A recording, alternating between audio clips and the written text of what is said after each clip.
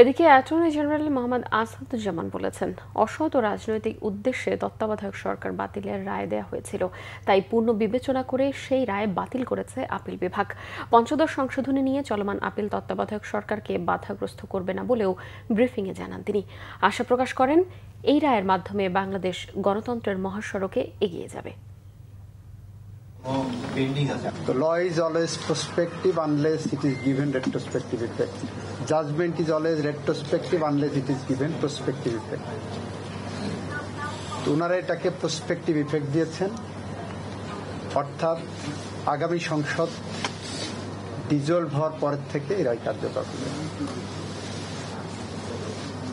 ফলে তত্ত্বাবধায়ক সরকার ব্যবস্থা পুনর্বহাল হলো।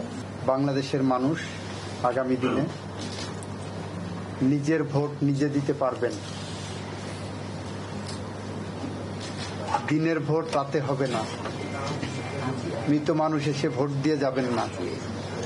এরকম একটি গণতান্ত্রিক মহাসড়কে চলা শুরু করলেন বলে আমরা মনে করি।